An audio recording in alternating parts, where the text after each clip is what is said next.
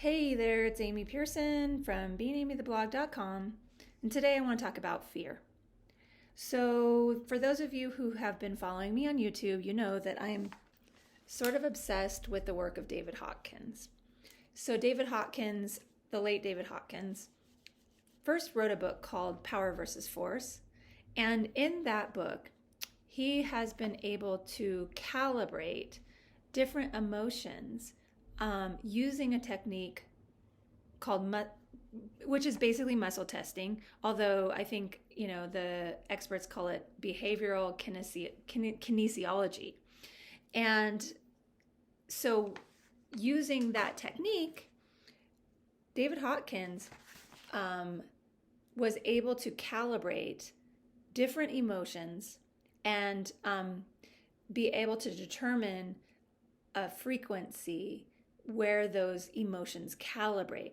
And then based on that, he's been able to determine that there's a set point at 200, which is the emotion of courage, and that anything under 200 will vibrate or resonate at or calibrate at a level of force, and anything over 200 will calibrate at a level of power, what he describes as power. And basically what that means is that if you are behaving in the world or resonating from anything that falls under 200, which by the way, he says that about half of the US population resonates or calibrates under the frequency of 200, then you're going to be going through life from this frequency of force, which means that you're forcing your way through life. You're kind of swimming upstream.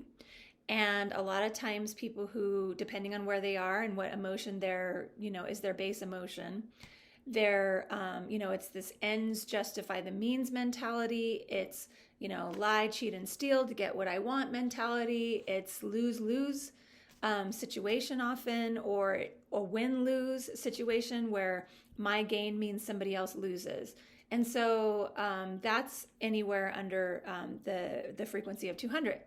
Anything over 200 really is where we can operate in the world from a place of power, where we are much more empowered. It becomes a win-win.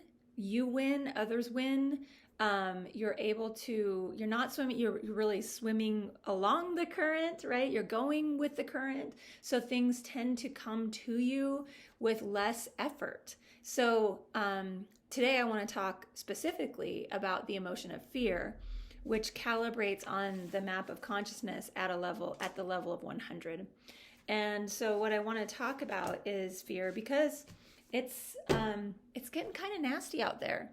I don't know if any of you have noticed, but opening up the news app on my phone just sends me right into anxiety, and I feel like I have to really be careful with what I'm consuming these days, especially when it comes to the news, but even what I'm watching on TV or movies that I'm choosing to watch, what I'm reading about, because the problem with fear is that once you're in fear, it kind of sucks you into it. It's a vacuum, and it sucks you right into it. And so, I know for me, when I'm in a fear state, my mind just starts to go in circles, and there's this perseveration that happens where my mind thinks that the way to deal with fear is to just keep thinking about things. And I know a lot of people will justify fear because they think it's keeping them safe. But in reality, there are the fear that we're attaching to is not out there, right? It's really a construct that we create in our head. And so it's, as an example, right? You're projecting into the future something fearful, something that you perceive as dangerous or threatening that could happen. But we also know that not many of us can predict the future. And there is just as likely an outcome in the future that could be is as likely as our worst case scenario. There could be a neutral case scenario. There could be a great case scenario. There could be, kind of like a inconvenient case scenario, but not that bad. And it's also interesting because a lot of times when we're in our lives and something catastrophic happens, many times it's not even something that we have predicted. It's something that happens and then we deal with it. And a lot of times the fear is really just the fear of the fear. As an example, when I'm taking my kids in to the doctors and, they have to get like a booster or some kind of a shot.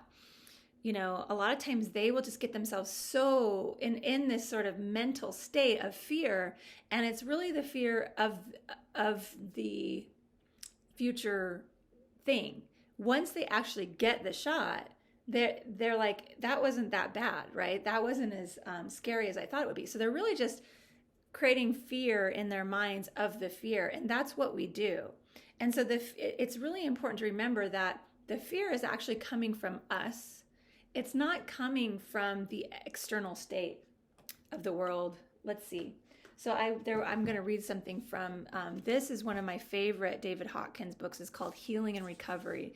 And he talks a lot here about different conditions, human conditions, the aging process, sexuality, health. And I just finished reading this one about worrying, fear, and anxiety. And he says here at the end of this chapter around fear,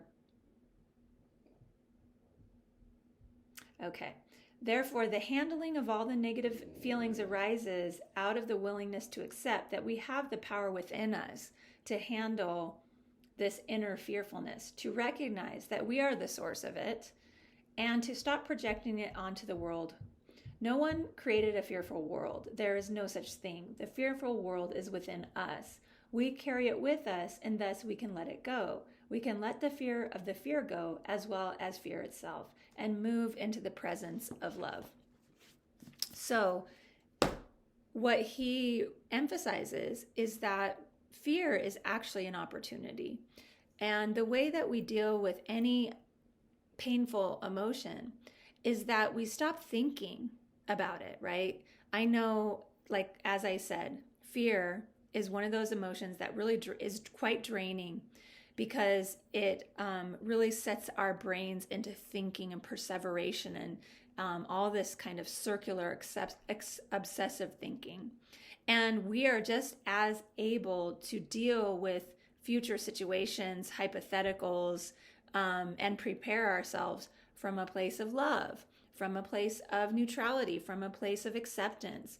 And so what he advocates for in dealing with fear is really to allow yourself to stop thinking about the fear and feel into the actual sensation without labeling it, even labeling the emotion.